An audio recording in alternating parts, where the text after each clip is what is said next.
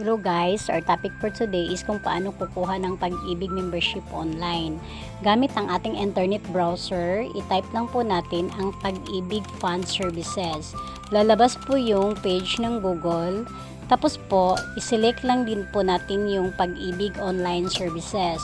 Lalabas po yung page ng Pag-ibig. Tapos po, piliin lang po natin yung for members.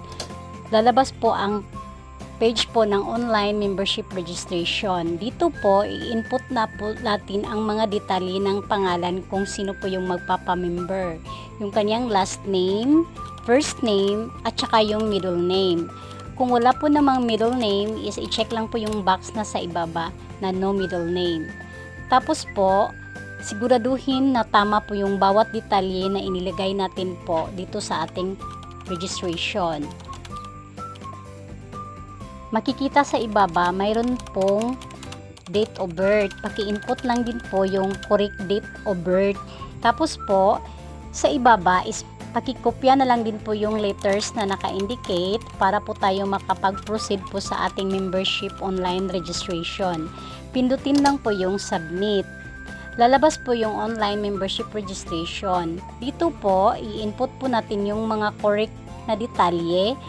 Please input father's personal information, last name, first name, middle name, at saka yung extended name kung meron man. Pero kung wala naman siyang middle name, is pwede po i-check na lang po yung box sa ibaba.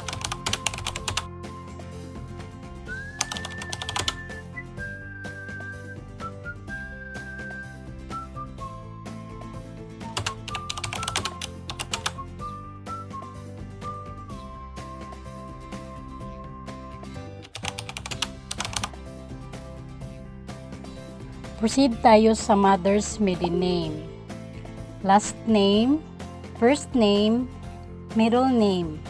Kung wala din siyang middle name, i-check din yung box sa ibaba.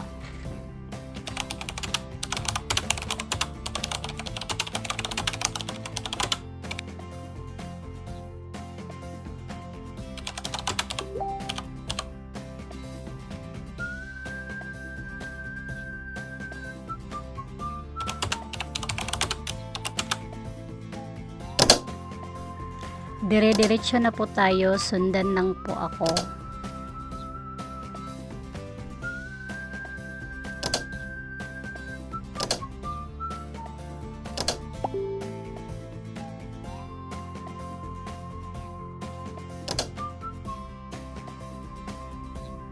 Pagkatapos, pindutin ulit ang next. Please provide information needed.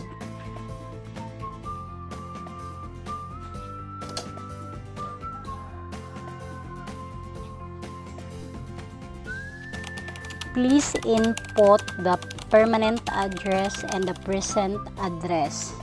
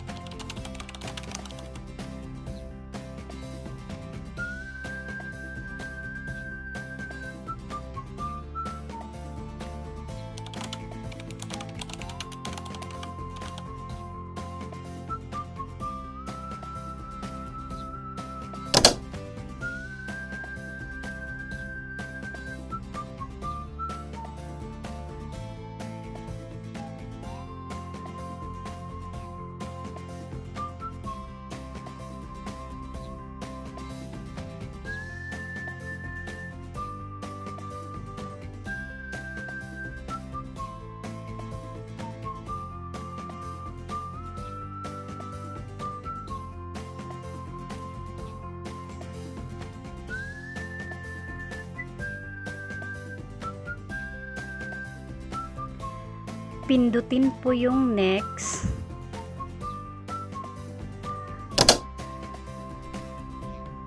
i-input po yung mobile number.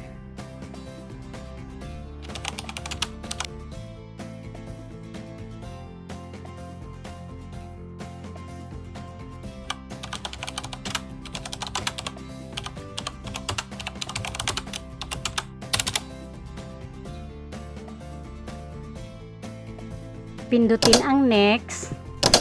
Select category, select unemployed. Pindutin ang next, tapos submit registration. Lalabas na po yung page na may RTN, registration tracking number. Please take note, registration tracking number.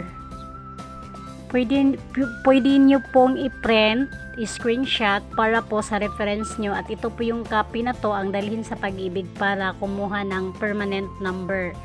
Yun lang po, maraming salamat. Tapos na po tayo mag-online. Sana po sa susunod na video, subaybayan nyo po ako para sa iba pang kaalaman. Maraming salamat po. God bless po sa inyong lahat.